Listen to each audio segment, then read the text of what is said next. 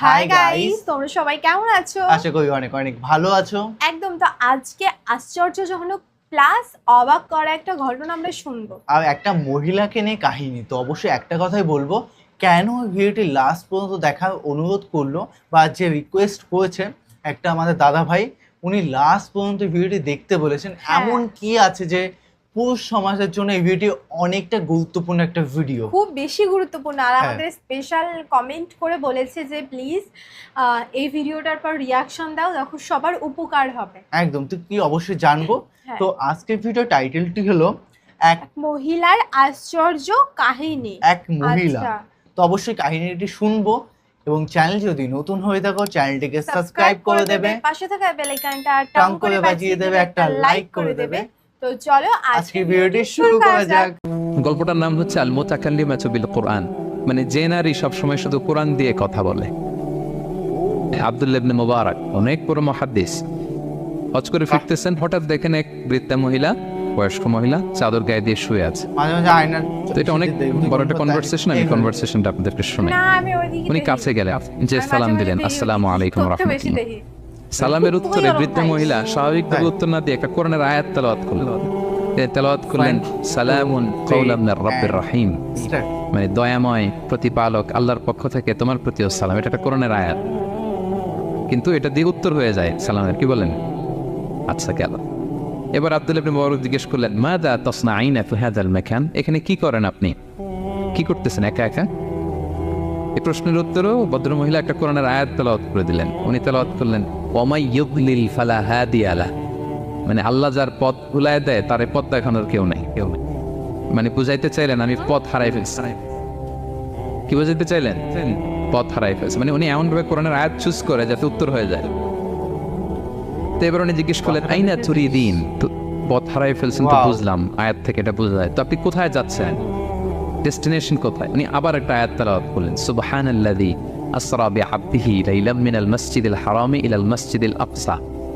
রাসূল সাল্লাল্লাহু আলাইহি ওয়াসাল্লাম মেরাজের আগে যে ইসরা হয়েছিল, মসজিদুল হারাম থেকে মসজিদুল আকসা রাসূল সাল্লাল্লাহু আলাইহি ওয়াসাল্লাম কাল্লা নিয়েছিলেন, এটা তেলাওয়াত করলেন। তো বুঝাতে চাইলেন আমি আপনার মতো হজে আসছিলাম মসজিদুল হারামে আর যাচ্ছি মসজিদুল আকসা, মানে ফিলিস্তিন আমার বাড়ি। মসজিদুল আকসা কোন দেশে? দেশে ফিলিস্তিনে। আয়াত এমন ভাবে উনি পিক করেন যাতে করে উত্তর হয়ে যায়। উনি বুঝাতে চাইলেন আমিও হজ করতে এসেছিলাম, যাচ্ছি কোথায়? কোথায়? ফিলিস্তিন, মসজিদুল আকসা যে দেশে আছে। তো উনিও বুঝে গেলেন যে তাহলে আপনি মসজিদুল আকসায় যাচ্ছেন। এবার জিজ্ঞেস করলেন আনতুম মুনযু কাম ফি হাযাল মাকান, তো এখানে একা একা পড়ে আছেন কয়দিন? আবার কোরআনের আয়াত সালাসা লায়ালিন সাবিয়া, টানা 3 দিন 3 রাত এখানে আছে, এটা কোরআনের আয়াত। আবার জিজ্ঞেস করলেন উনি মা আরা মাআকি তাআমান তাকুলিন, তো একা যে পড়ে আছেন আবার 3 দিন, তো আপনি খাচ্ছেন কি, বেঁচে আছেন কিভাবে? ভদ্রমহিলা আবার একটা আয়াত তেলাওয়াত করে দেন। তিনি পড়লেন হুয়া ইউতঈমুনি ওয়া ইউসকিন, ইব্রাহিম আলাইহিস সালামের কথা, যে ওই আল্লাহ তাআলাই আমারে খাওয়ায়, আল্লাহই আমাকে পান করে, আল্লাহ তাআলা ব্যবস্থা করেছেন আবার। এইবার উনি অবাক হচ্ছেন, আমি এত বড় মুহাদ্দিস আব্দুল্লাহ ইবনে মুবারক ইমাম বুখারীর উস্তাদ, আমি স্বাভাবিকভাবে কথা বলি আর যাই প্রশ্ন করি একটা আয়াত তেলাওয়াত করে দেয় আর ওটাতে উত্তর হয়ে যায়। কি মহিলার সন্ধান পেলাম? তো উনি বলতেছে ফাবি আইয়ি শাইইন তাতাওয়াদ্দাইন, 3 দিন যে এখানে আছেন মরুভূমির বালুর মধ্যে, ওযু করেন কিভাবে?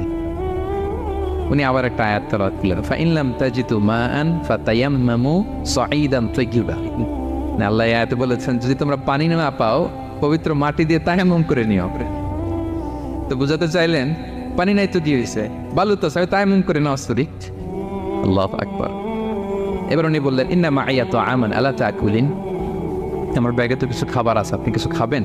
এটাই তো আবার কোরআনের আয়াত সুম্মা আতিম্মুস সিয়ামা ইলাল লাইল, আল্লাহ এক আয়াতে বলেছেন তোমরা রোজা ফজর থেকে শুরু করে সন্ধ্যা পর্যন্ত পূর্ণ করো। তো বুঝালেন আমি রোজা রাখছি। কি বুঝালেন? রোজা রেখেছি। এবার উনি একটু মাসালা খাটাইতে চাইলেন, ভাবলেন যে বুড়ি তুমি আমার সাথে শুধু কোরআন দিয়ে উত্তর দিচ্ছ, দাঁড়াও তোমাকে আমি আটকাইতেছি। উনি মাসালা খাটাইলেন যে ফাকুলতু লাহা লাইসা হাদা শাহরু রমাদান, তো রোজা রাখছেন মানে এটা তো রমজান মাস না, হজ করে ফিরতেছি আমরা জিলহজ মাসের শেষের দিক, কিসের রোজা? ওই মহিলা আবার একটা আয়াত তেলাওয়াত করলেন যে ওমান তাতাওয়া খায়রান ফাইনাল্লাহা শাকিরুন আলিম, আমি রমজানের ফরজ রোজা তো রাখিনি, এখন আমি নফল রোজা রেখেছি। আয়াতের অর্থ হচ্ছে তোমরা নফল যা করো এগুলো প্রতিদান আল্লাহ তোমাদের বুঝিয়ে দেবে। রমজান না ঠিক আছে জিলহজ, কিন্তু আমি কি রোজা রেখেছি? নফল রোজা। এইবার উনি ধরছেন মাসালা, এবার বলতেছে উবি হালানা ইফতার ফিস সাফার, সফরে তো রোজা ভাঙা যায়, রোজা তো ভাঙা যায় খান একটু। এবার উনি কোরআন থেকে আবার তেলাওয়াত করলেন, ওয়া আনতা সুমু খায়রুল লাকুম ইন কুনতুম তা'লামুন। আল্লাহ যে আয়াতে বলেছেন যে সফরের রোজা ভাঙা জায়েজ আছে, ওই আয়াতের শেষে আবার আল্লাহ বলছেন যদি রাখো সব বেশি পাও, বেশি পাও।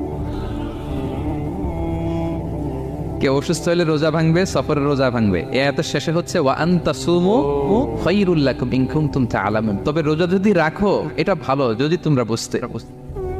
এবার উনি আর যাবে কোথায়, দিশেহারা হয়ে এবার জিজ্ঞেসই করে ফেলছে, লিমাদা লা তুকাল্লিমিনি মিসলা মা উকাল্লিমুকি। আচ্ছা মা, এবার বলেন আমি আপনার সাথে যেভাবে কথা বলি আপনি এইভাবে কথা বলেন না কেন? কিছু জিজ্ঞেস করলে কোরআনের আয়াত বলেন কেন? আমি কথা বলতেছি আপনি আমার সাথে এভাবে কথা বলেন, কিছু জিজ্ঞেস করলে কোরআনের আয়াত কেন? এইটার উত্তরে উনি আরেকটা কোরআনের আয়াত উনি পড়লেন, মা ইয়ালফিযু মিন কাওলিন ইল্লা লাদাইহি রাকীবুন আতীদ। আল্লাহ বলেছেন তোমরা মুখ দিয়ে যাই বের করো এটা লিখে রাখার জন্য দুই কাঁধে রাকীব আতীদ আছে, তুলে রাখে। তার মানে আমি যে তোমার সাথে কথা বলতেছি প্রত্যেকটাই তো রেকর্ডেড হয়, রেজিস্টার্ড হয়। সো এমন কিছু বলি যেটাতে সওয়াব হয়, যেটাতে ভুল না হয়। আল্লাহু আকবার, সুবহানাল্লাহ। কি নারী ছিল, কেমন নারী তিনি ছিলেন, এই পুরো ঘটনাটা শুনবেন? হ্যাঁ, শেষ করবো ঘটনাটা। আচ্ছা, তো উনি অবাক হলেন যে কি মহিলা, এরকম মহিয়সী গরিয়সী নারীও পৃথিবীতে আছে। তিনি বললেন ঠিক আছে মা, আপনি যেহেতু পথ হারাই ফেলছেন আমার উটটাকে আমি নিয়ে আসি। ফাহাল্লাকা আন আহমিলুকি আলা নাফাতি হাদিহি ফাতুদরিকিল কাফেলা, আমার উটটা নিয়ে আসি, উটে বসেন, আমি আপনাকে এগিয়ে দিয়ে কাফেলাতে যুক্ত করে দেই। আপনি কি রাজি আমার উটে বসবেন? আবার কোরআনের আয়াত, ওমা তাফআলু মিন খাইরিন ফাইনাল্লাহা বিহি আলিম। তোমরা যত ভালো কাজ করো আল্লাহ সেটা জানেন, মানে তোমার এই ভালো কাজ আল্লাহ জানেন, আল্লাহ এর প্রতিদান দিবেন। আমি উট বসালাম, বললাম ওঠেন। উনি যখন উঠতেছে আমি এভাবে তাকায় আছি, আমি যে তাকায় আছি উনি একটা আয়াত তেলাওয়াত করলেন যে কুল্লিল মুমিনিনা ইয়াগুদ্দু মিন আবসারিহিম। এর অর্থ হচ্ছে নবী হে মুমিনদেরকে বলুন তারা যেন পরনারী দিকে তাকায় না থাকে, চোখ যেন নিচে রাখে, তারা যেন চক্ষু অবনমিত করে।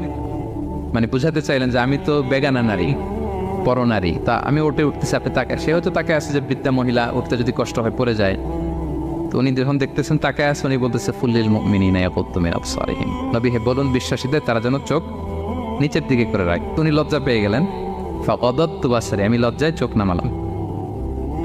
এরপর আমি বললাম ইরকাবি ওয়াকাদ আকালতু নাকাতে, ওঠেন। আমি এবার ওটের রশি ধরে টানতে আরম্ভ করলেন। ভদ্রমহিলা উঠেই আবার কোরআনের আয়াত বললেন যেটা আমরা গাড়িতে বা কোনো বাহনে উঠলে পড়ি। তিনি পড়তে আরম্ভ করলেন সুবহানাল্লাযী সাখখারা লানা হাযা ওয়া মা কুন্না লাহু মুকরিনিন ওয়া ইন্না ইলা রাব্বিনা লামুনকালিবুন। প্রশংসা সে আল্লাহ যে আল্লাহ এই বাহনকে আমাদের জন্য বশীভূত করে দিয়েছেন। তিনি বশীভূত না করলে আমরা তো এটাকে বশীভূত করতে পারতাম না। আপনারা যখন গাড়ি স্টার্ট দিবেন এই দোয়াটা পড়েন তো আপনারা, গাড়ি স্টার্ট দিলে, বিমানে উঠলে, ঘোড়ায় উঠলে, যে কোনো বাহনে উঠলে এটা পড়তে হয়, কোরআনের আয়াত। তো এই বললেন, আমি এবার উঠলাম, ওটের জিমাম ধরে টানতে লাগলাম না, আর একটু হই হই শব্দে ওট চালাতে লাগলাম যাতে করে তাড়াতাড়ি যাওয়া যায়। উনি কোরআনের আয়াত বললেন ওয়াকসিদ ফি মাশিক ওয়াগদুদ মিন সাওতিক। কোরআনের আয়াত মানে তোমার চলার ক্ষেত্রে তুমি মধ্যম পন্থা অবলম্বন করো আর গলার সাউন্ডটা আর একটু ছোট করো। এটা কিন্তু লোকমান হাকিম তার ছেলেকে বলেছিলেন যে বাবা তুমি যখন হাঁটবে মধ্যম পন্থায় হাঁটবে, আর শাউট করবে না, নয়েজ করবে, কণ্ঠটাকে নিচু করবে। এই আয়াতটা উনি পড়ে দিলেন। আপনি বুঝাতে চাইলেন আপনি হাজি মানুষ ফস করে আসছেন, এইভাবে যাচ্ছেন কেন? আপনি স্লোলি যান। ফাজাআলতু আমশি রুয়াইদান ওয়া আতারান্নামু বিশ-শা'ব। এরপর আমি আস্তে আস্তে যেতে লাগলাম আর কবিতা আবৃত্তি করতে লাগলাম। আরবদের অভ্যাস ছিল তারা শত শত লাইন কবিতা মুখস্থ পারত, দিনকে দিন মরুভূমিতে চড়তো আর কবিতা পড়তে। তো আমি কবিতা গুনগুন করে কবিতা পড়তেছি আর যাচ্ছি। এই মহিলা পিছন থেকে আয়াত তেলাওয়াত করলেন আবার, ফাকরাউ মা তায়াসসারা মিনাল কুরআন, মানে কোরআনের যেখান দিয়ে সহজ লাগে ওইখান দিয়ে পড়েন। মানে বুঝাতে চাইলেন কবিতা বললে কি লাভ, আপনি কোরআন পড়েন। উনি আবার লজ্জা পেয়ে কোরআন পড়তে আরম্ভ করলেন। এবার যেতে যেতে যে কাফেলা থেকে উনি মিসিং, যে ক্যারাভ্যান থেকে মিসিং, ওই ক্যারাভ্যানের সাথে যুক্ত হলেন। এবার জিজ্ঞেস করলেন যে হাদিহিল কাফেলা মান লাকি ফিহা, এই তো আপনার কাফেলা, এখানে কে আছে আপনার, কেউ আছে? আবার কোরআনের আয়াত আল মাল ওয়াল বানুনা জিনাতুল হায়াতিদ দুনিয়া, অর্থাৎ সম্পদ সন্তান এগুলো আল্লাহর দেয়া নেয়ামত। এটা দিয়ে বুঝাতে চাইলেন হ্যাঁ আমার কিছু সন্তানাদি আছে। উনি বুঝতে পারলেন ফাআলিমতু আন্নাল্লাহা আওলাদান ফিহা, আমি বুঝলাম যে ওনার সন্তান এখানে আছে। এবার একটা চান্স পেয়ে গেছে আব্দুল্লাহ ইবনে মুবারক। কি পেয়ে গেছে? উনি মনে মনে ভাবলেন ওনার ছেলেদের নাম কি, এটা জিজ্ঞেস করি, তাইলে তার উত্তর দিতে পারবে না। সুন্দর না প্রশ্নটা? এবার উনি বলতেছে ফাকুলতু লাহা মা আসমাউ আওলাদি, মা এবার একটু বলেন তো আপনার ছেলেগুলোর নাম কি? কি জিজ্ঞেস করলেন? এটা তো আর নান্টু বল্টু সল্টু তো আর কোরআনে পাওয়া যায় না। আমরা নাম রাখি কি? সল্টু বল্টু। সল্টু বল্টু কোরআনে আছে? আছে? নাই নাই। তো উনি এবার চান্স নিলেন, এবার জিজ্ঞেস করে আপনার ছেলের নাম কি? এইবার আর উত্তর থাকবে না, অনেকক্ষণ আমার সাথে এক করছে না। তো জিজ্ঞেস করতেছে লাহা ওয়ামা আসমা আউলাদিক, আপনার ছেলেদের নাম কি একটু বলেন তো। এই প্রশ্নের উত্তরে উনি 3টা আয়াত তেলাওয়াত করতেন। এতক্ষণ তো একটা, এখন কয়টা? এখন 3 নম্বর গিয়ারে চালাইতেছে। উনি প্রথম আয়াত তেলাওয়াত করলেন ওয়াত্তাখাযাল্লাহু ইব্রাহিমা খলিলা, এরপর করলেন ওয়া কাল্লামাল্লাহু মূসা তাকলিমা, সবশেষে করলেন ইয়া ইয়াহইয়া খুযিল কিতাবা বিকুওয়া। আল্লাহু আকবার। আমি ইব্রাহিমকে খলিল হিসেবে নিয়েছি, মূসাকে কালিমুল্লাহ বানিয়েছি, এবং ইয়াহইয়াকে বলেছি হে ইয়াহইয়া তুমি তাওরাত কিতাবকে শক্ত করে ধরো। তার মানে বোঝাতে চাইলেন আমার বড় ছেলের নাম ইব্রাহিম, পরের ছেলের নাম মূসা, ছোট ছেলের নাম ইয়াহইয়া। সুবহানাল্লাহ পড়বেন না? কি নারী ছিলেন? কোরআনের বাইরে যেন যাওয়া না লাগে, কোরআন থেকে ছেলেদের নাম চুজ করে রাখছেন। ছেলেদেরকে ডাকলে এই নামেই ডাকেন। এরপর ছেলেদেরকে ডাকলেন কোরআনের আয়াত পড়ে ফাবাআসু আহাদাকুম বিওয়ারিকিকুম হাযিহি ইলাল মাদিনাতি ফালইয়ানজুর আইয়ুহা আসকা তুআমান ফালইয়াতিকুম বিরিজকিম মিন। এটা সূরা কাহফের একটা আয়াত। গুহাবাসী 7 জন যুবক যখন ঘুমিয়ে পড়েছিল, 309 বছর পরে যখন জেগেছিল, একজনকে টাকা দিয়ে বলেছিল যাও তুমি কিছু খাবার নিয়ে আসো। এই আয়াত বুঝাইয়া তিনি ছেলেদের বুঝাইলেন যে মেহমান আসছে, কিছু নিয়ে আসো খাবার, আপনারা খাওয়াইতে হবে। উনি অনেক হেল্প করছে আমাকে। তো ছেলেরা খাবার নিয়ে আসলো। খাবার দেওয়ার পরে মহিলা আবার কোরআনের আয়াত কুলু ওয়াশরাবু হানিআম বিমা আসলাফতুম ফিল আইয়ামিল খালিয়া। এটা আসলে আল্লাহ তাআলা জান্নাতীদেরকে বলবেন। আমরা যখন জান্নাতে ঢুকবো আল্লাহ বলবে কুলু ওয়াশরাবু হানিআম বিমা আসলাফতুম ফিল আইয়ামিল খালিয়া। এই দুনিয়াতে এত জুলুম নির্যাতনের শিকার হয়েছে, এত নেক কাজ করেছো, প্রতিদান হিসেবে আজকে জান্নাতের এই নাজ নেয়ামত ভোগ করো। বৃদ্ধ মহিলা এই আয়াতটা বললেন, তার মানে মরুভূমিতে অনেক কষ্ট করেছেন আপনি আমার জন্য, এখন আপনি আমার পক্ষ থেকে এই হসপিটালিটি রিসেপশন, এই আপ্যায়ন গ্রহণ করুন। এবার উনি বলতে আরম্ভ করলেন, ছেলেদেরকে বললেন কুলতু আল আনা তুআমাকুম আলাইয়া হারাম। এই ছেলেরা, এই খাবার আমার জন্য হারাম। হাত্তা তুখবিরুনি বিআমরিহা, যতক্ষণ না এই মহিলাকে, এর হিস্ট্রি যতক্ষণ না আমার না বলো। আগে বল এই ভদ্র মহিলা কে, কে কি তার ঘটনা। যতই দেখছি অবাক হচ্ছি, যতই শুনছি অবাক হচ্ছি। কে সে? যাই বলি শুধু কোরআন দিয়ে বলে, ঘটনাটা কি? এবার ছেলেরা বললো ফাকুলু হাযিহি উম্মুনা, ইনি আমাদের মা। লাহা আরবাউনা সানা, ওনার বয়স 40 বছর। লাম তাতাকাল্লাম ইল্লা বিল কুরআন, জীবনে কোনোদিন কোরআন ছাড়া মুখ দিয়ে অন্য কোনো কথা বলে নাই। মাখাফাতান তাজিল্লা ফায়াসখাতা আলাইহির রহমান, এই ভয়ে যে কোন কথায় আল্লাহ আবার নারাজ হয়ে যায়, আমার কোন কথায় আবার কোন ভুল হয়ে যায়, আমার কোন কথায় আবার রহমান আমার উপর নারাজ হয়ে যায়। এজন্য আমরা আমাদের জন্মের পরে জীবনে আমার মাকে কোরআন ছাড়া কোনো কথা বলতে শুনিনি। অবাক হলেন আব্দুল্লাহ ইবনে মুবারক, ইমাম বুখারীর উস্তাদ। উনি খাবার হাতে নিয়ে এবার বললেন যে উনি তো অনেক আয়াত বললো, এবার আমি একটা আয়াত পড়ি। খাবারটা নিয়ে উনি পড়তে আরম্ভ করলেন। ফাকুলতু, উনি বললেন, আমি বললাম যালিকা ফাদলুল্লাহি ইউতিহি মাইয়াশা, এটা আল্লাহর বিশেষ অনুগ্রহ, ফজল। এটা আল্লাহ সবাইরে দেয়, যাকে চায় তাকে দেয়। সুবহানাল্লাহ পড়ে। এটা আল্লাহর বিশেষ অনুগ্রহ, তিনি সবাইকে দান করেন না, যাকে চান তাকে দেন। তোমাদের মা অনেক মহিয়সী গরিয়সী একজন মাতা তোমরা পেয়েছে। আল্লাহ তাআলা বলছেন ইন্না নাহনু নাযালনা যিকরা ওয়া ইন্না লাহু লাহাফিযুন, নিশ্চয় আমি এই জিকিরকে মানে কোরআনকে নাজিল করেছি, আমি এই কোরআনকে সংরক্ষণ করব। তাহলে কোরআনের একটা নাম পেলাম আল কিতাব, একটা নাম পেলাম আল ফুরকান, একটা নাম পেলাম কি জিকির। এরকম অনেকগুলো নাম কোরআনের আছে। শুনেছি শুধু আমি সূরাতুল হাশরের 21 নম্বর আয়াত তেলাওয়াত করেছি।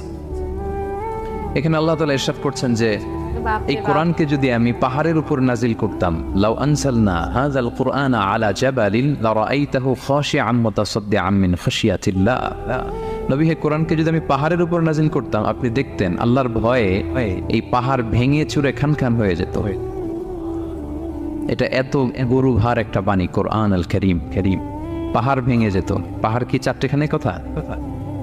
সুবিশাল পাহাড় আল্লাহ তাআলা পৃথিবীতে সৃষ্টি করে রেখেছেন।